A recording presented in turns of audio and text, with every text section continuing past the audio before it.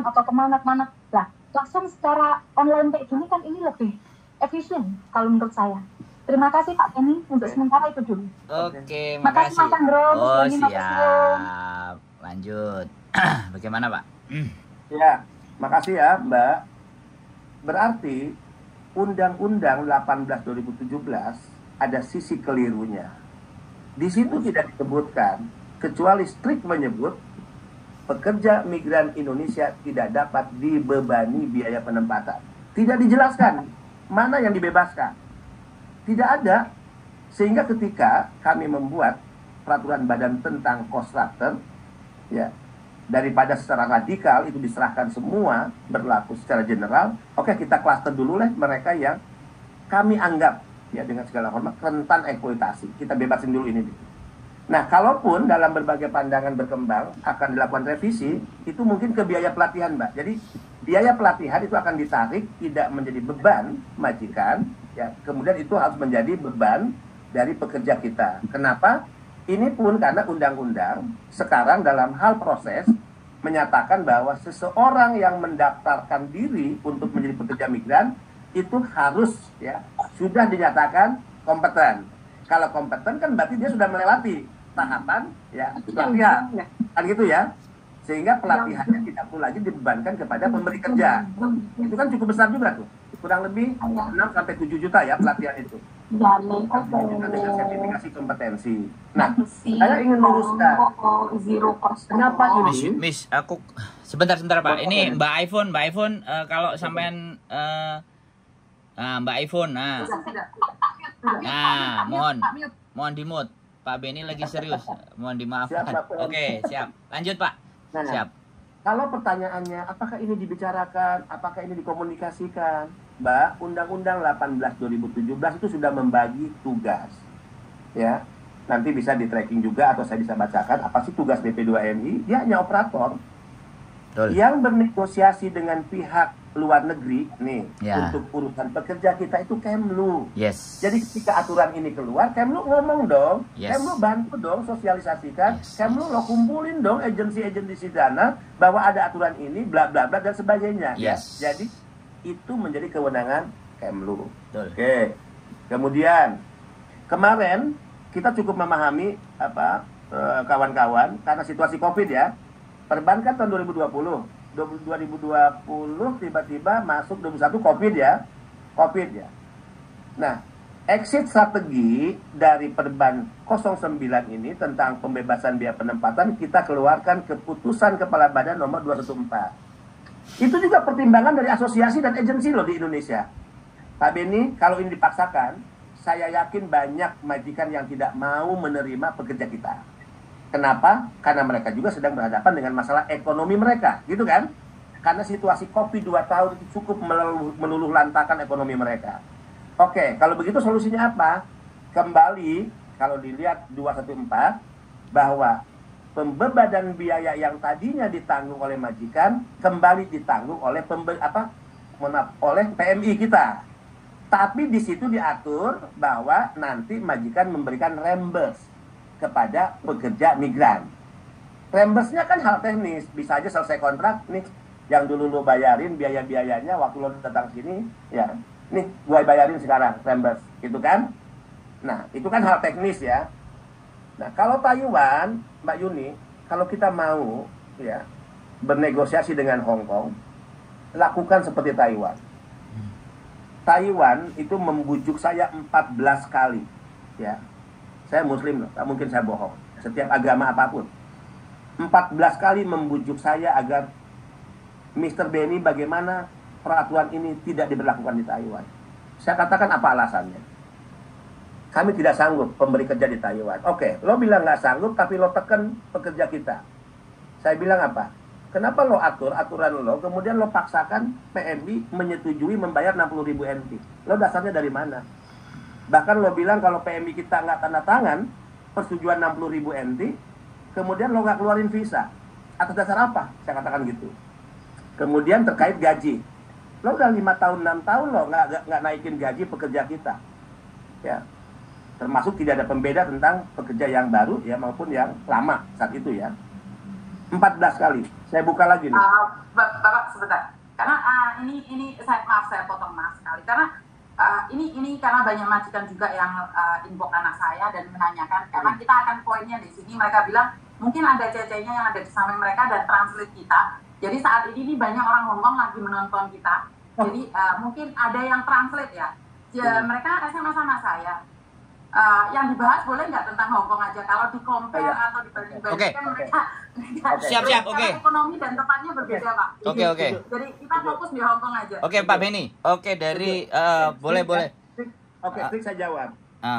Kira-kira saya butuh masukan. Mau nggak Hongkong menaikkan gaji pekerja kita? Oke. Gaji khususnya mereka yang renew. Bagaimana mungkin orang yang melanjutkan kontrak gajinya sama dengan orang baru?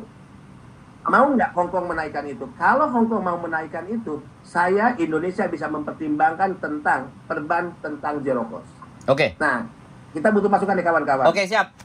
Saya mau ngomong nih, berarti dari disimpulkan dari pembicaraan di awal tadi itu sebenarnya kalau kita rujuk ya, jadi sebenarnya yang harus ngobrol dengan kita ini nggak cuman Pak Benny saja sebagai BP2MI.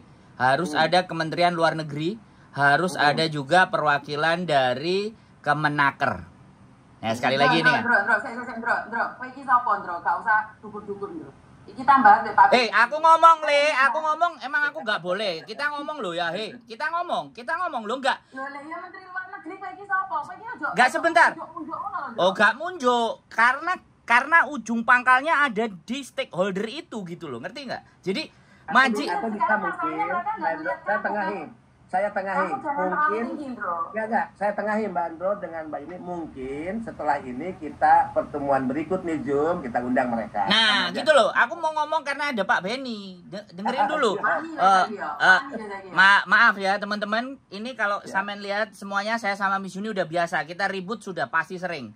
Kalau nggak ribut, nggak jadi maju, channel-channel semuanya juga nggak hidup. Jadi gini, menurut saya kalau tadi berbicaranya adalah 3 stakeholder, Kementerian Luar Negeri, kemudian Kementerian Naker, dan 1 BP2MI. Dan BP2MI kan sebagai pengawas dalam menjalankan itu semuanya. Nah, Kemenaker dan Kemenlu itu harus bekerja sama bagaimana untuk berdiplomasi kepada Hong Kong untuk bagaimana menaikkan gaji.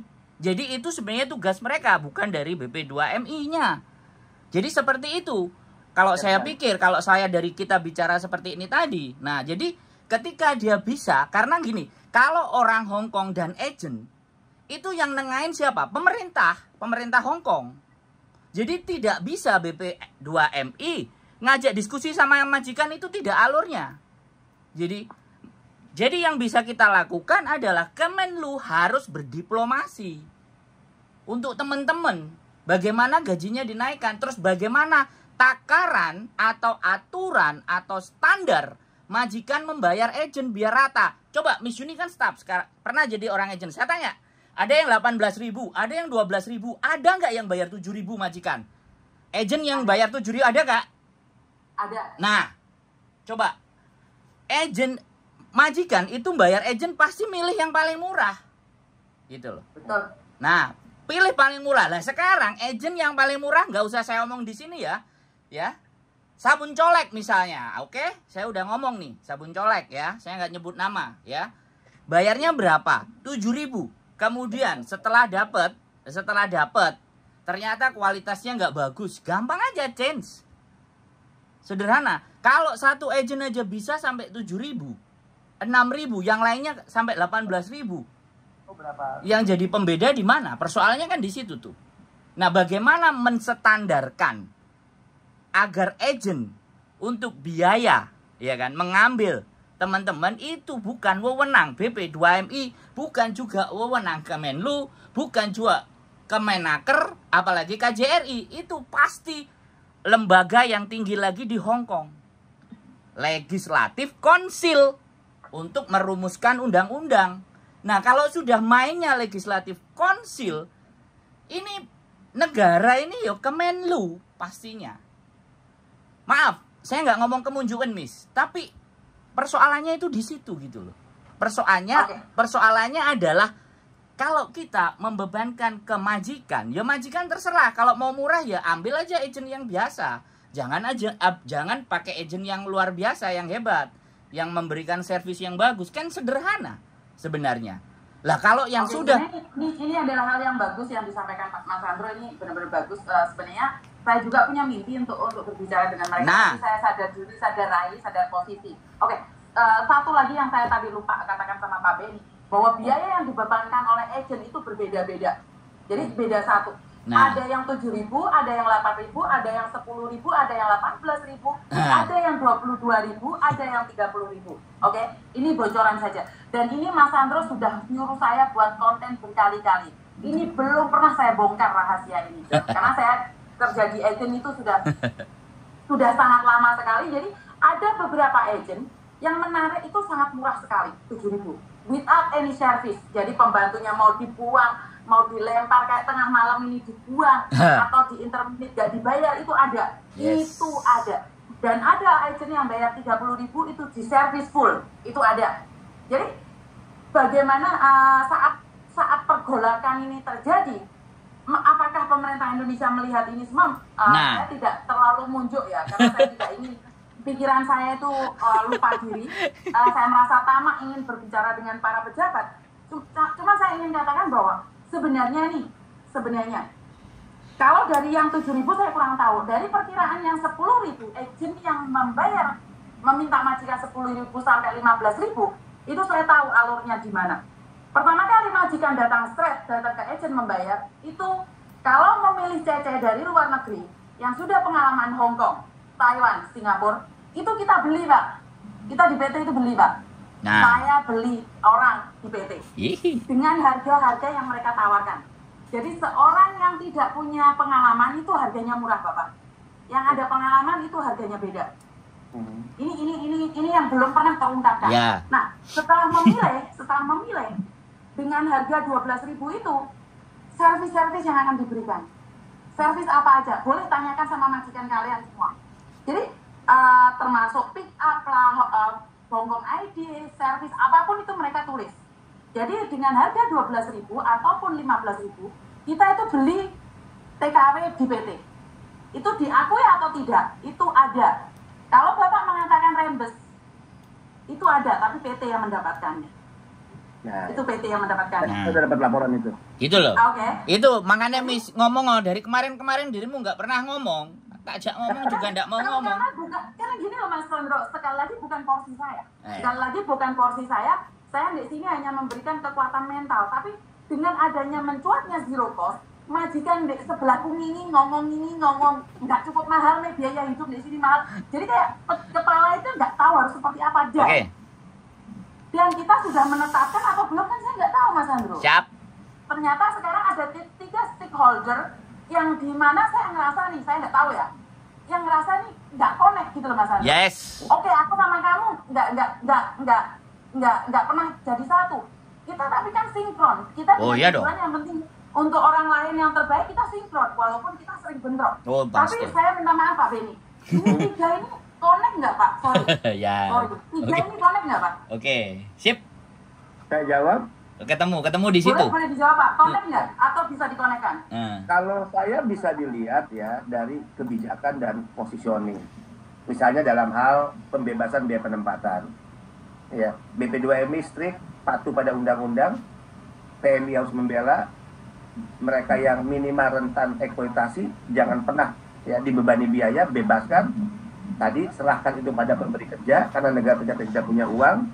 Ditanya oleh Mbak Yuri, gimana nih ada pemberi kerja yang nggak mampu dan sebagainya. Ternyata pemberi kerja kan ngasihnya sebetulnya 32 juta. Nah kalau dia bebasin, ya 15 juta nih, ya biaya penempatan dia tanggung, agennya cukup dong nerima 15 juta. 15 juta sudah angka besar. Nggak cukup Pak. PMI nggak cukup Pak.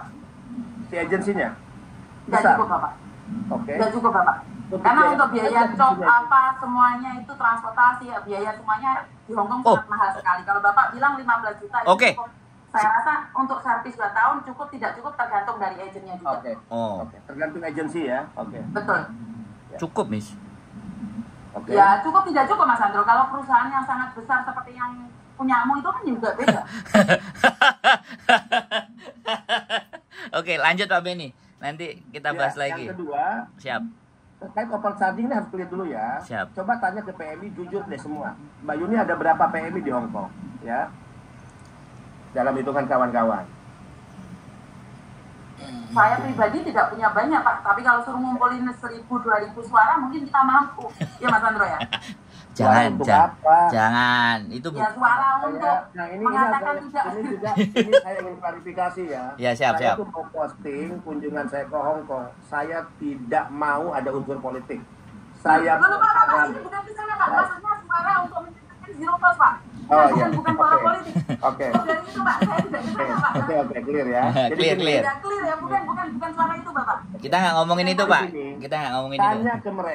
Tanya ke mereka dibebani biaya untuk berangkat ke Hong Kong berapa juta, berapa puluh juta.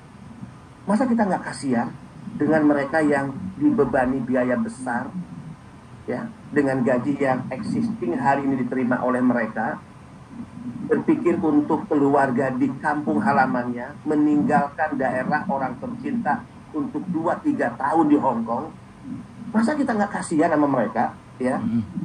Bahwa kita peduli juga kepada majikan agar ada equality, keseimbangan, oke, nggak ada masalah, karena kalau kita paksakan juga pembebanan semua, akhirnya mereka mengatakan ya udah kalau gitu gua nggak akan terima pekerja Indonesia, kan?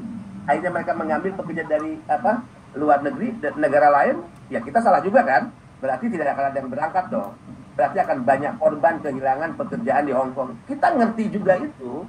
Nah dalam hitungan kita kan tadi, ya, 32 juta, bebaskan biaya, setengahnya kasih ke agent.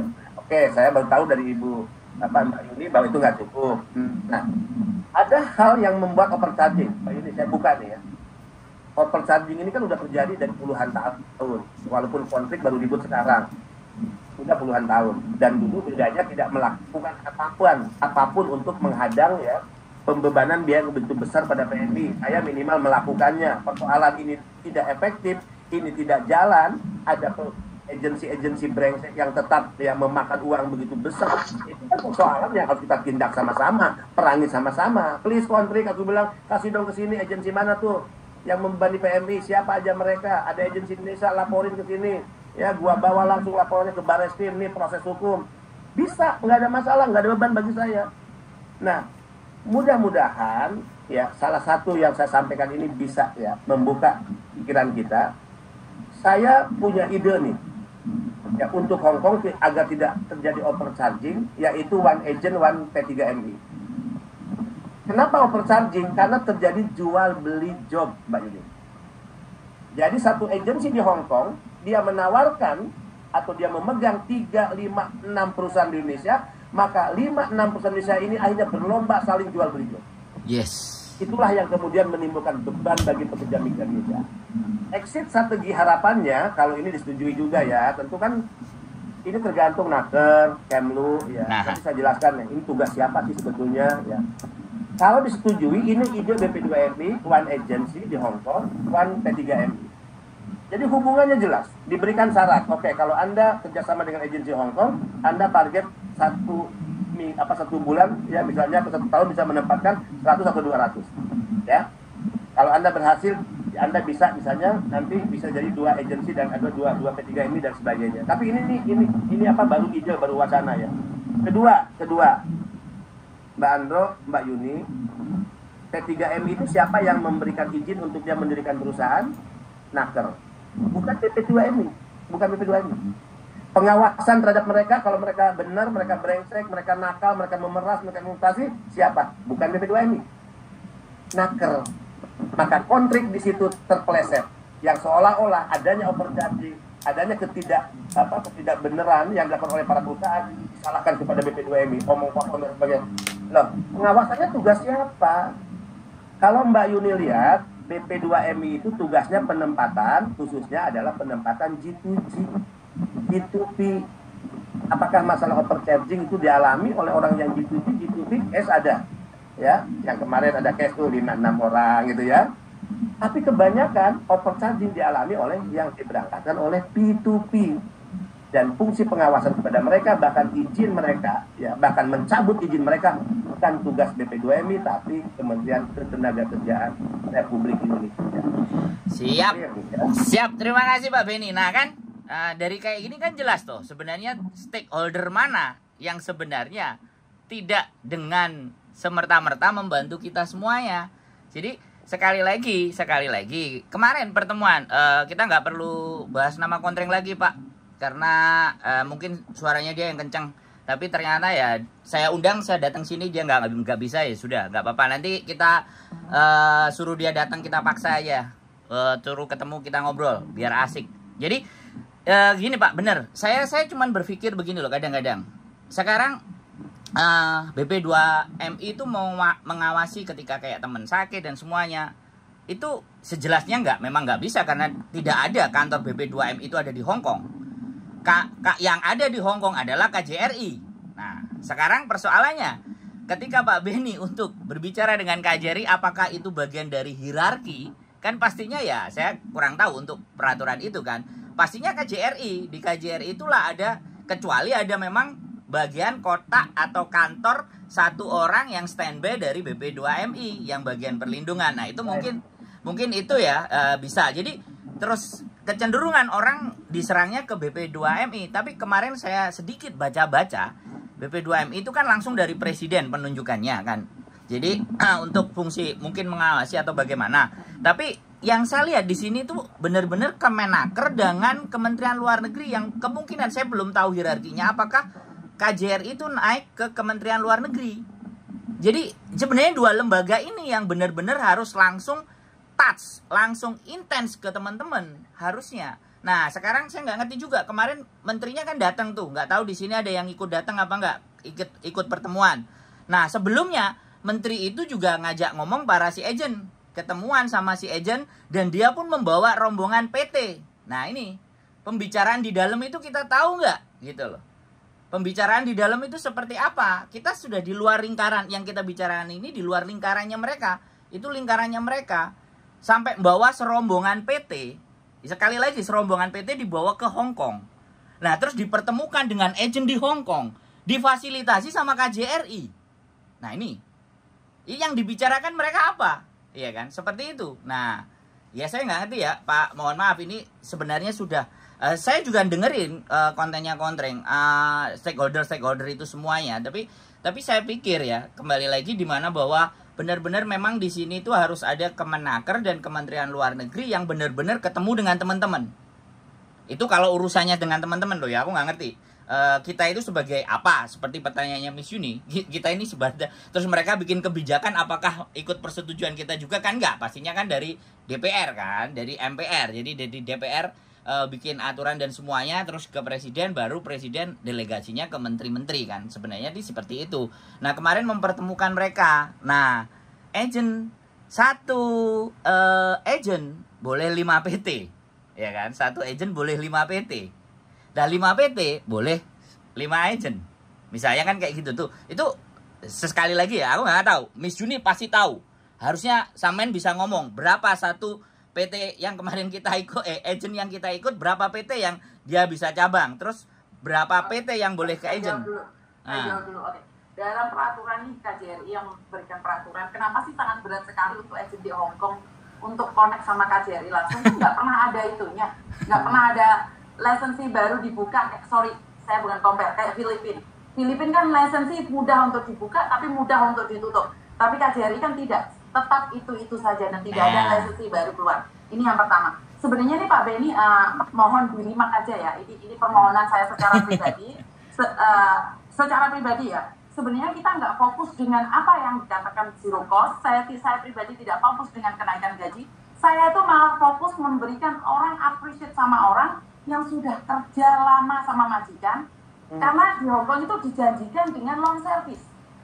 Nah, sebenarnya kalau dari pemerintah, saya kurang tahu nih siapa yang bisa menekan. Kalau dari pemerintah, boleh nggak diberikan tekanan nih kepada agent dan memberitahu majikan dan atau pemerintah Hong Kong mengeluarkan undang-undang yang dimana long service itu wajib bagi seorang TKW yang sudah bekerja dengan satu majikan selama 6 tahun. Nah, itu sebenarnya bagi saya pribadi itu adalah kenaikan gaji. Dan bagi TKW yang mampu bertahan, mereka mendapatkan bonus tersebut.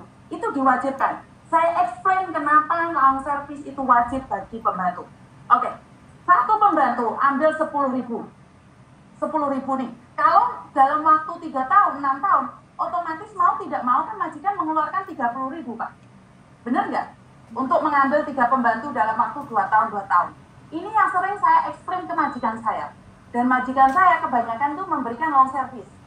Kenapa? Karena saya selalu katakan sama majikan, kamu ambil pembantu baru dengan biaya 10.000, tapi masih ngajarin lagi. Dalam waktu 2 tahun lagi ambil pembantu baru, ngajarin lagi. Kenapa kamu tidak memberikan long service itu pada pembantumu yang sudah bekerja denganmu 6 tahun? Itu hanya 28 atau 26.000 saja, Bapak. Jadi sebenarnya kalau saya pribadi, saya memohon dari pemerintah itu mewajibkan long service bagi yang sudah bekerja 6 tahun, ini yang pertama. Dan yang kedua, tentang makan. Tolong makannya diperhatikan, Bapak. Gaji 8.000 tapi makannya nggak direken, Bapak. Gaji 9.000 makan pagi, siang, malam makan sendiri. Itu mohon diperhatikan. Saya pribadi cuma ada 4 permintaan. 1, long service wajib bagi yang 6 tahun. Jadi kalau yang ganti-ganti 2 tahun itu nggak wajib. Uang makan. Jam istirahat. Jadi jangan melek mata, merem itu baru istirahat. Jadi mereka itu melek mata jam 5, tidur jam 1, yaitu jam kerja mereka. Boleh nggak mereka dikondisikan dengan jam kerja mereka dan tempat tidur, walaupun di dapur, tolong dong kasih sedikit kesenggangan. Itu yang sebenarnya lebih saya tekankan ya Pak Beni. Jadi cuma 4. Oke. Long service, jam kerja, makan, dan tempat. Oke. Itu yang sebenarnya harus ditekankan. Dan tolong diberikan bimbingan juga bagi teman-teman yang baru dari Indonesia masuk Hong Kong. Jangan memperburuk citra kita dengan utang bank, masuk kerja 1 bulan, 2 bulan, terus kabur. Nah ini tolong diperhatikan keluhan majikan yang sering mendera kami semua yang ada di sini. Oke. Jadi itu remark dari saya Pak Beni. Mas Andro bisa diteruskan. Oke. Miss Yuni yang 4, nanti kita maju ke lebor ya, karena itu urusannya lebor. Jadi, enggak, kita ke lebor karena Pak Beni beda urusan. Nanti, jadi kalau itu dimintanya sama Pak Beni, bukan begitu. Pak Beni hanya menyampaikan ke... Bukan gini Mas Andro, sebentar. Pak Beni memang ada stakeholder itu, tapi setidaknya Pak Beni punya power untuk menyampaikannya. Ya. Kalau orang aku sadar diri, ya, nanti ada. Pak Beni kan bisa, sebentar, mereka bisa menekan dengan mengatakan gaji atau dengan membebani majikan. Kenapa mereka tidak bisa berbicara tentang long service? Apa bedanya? Sama-sama keluar dari mulut. Ayo, kenapa nggak bisa? Beda, Miss. Fungsi koordinasi beda. Yang kita cek kan, itu tuh. Soalnya kan yang untung bukan. Iya. Bukan PT. Yang untung kan arek-arek Yosua. Siap, Pak Beni monggo. Ya, memang nasib Republik ini terkait dengan pekerja migran tidak lepas dari sengkarut marut ya regulasi kita, sistem. Mungkin teman-teman tidak akan percaya ya, saya ini kan orang yang tanpa beban. Saya dilantik 15 April 2020, kemudian Presiden mengundang saya, kemudian di tanggal 9 Juni 2020, artinya 2 bulan kemudian, bertiga, Presiden, saya, Pak Pratikno. Mungkin teman-teman tidak akan percaya, tapi jangan pernah Tuhan memberikan rezeki kepada saya 7 turunan kalau saya berbohong dengan apa yang ingin saya sampaikan. Penutup dari diskusi saya katakan, Pak Presiden, ya harus ada keputusan dua keputusan ekstrim yang Bapak ambil. 1, bubarkan BP2MI.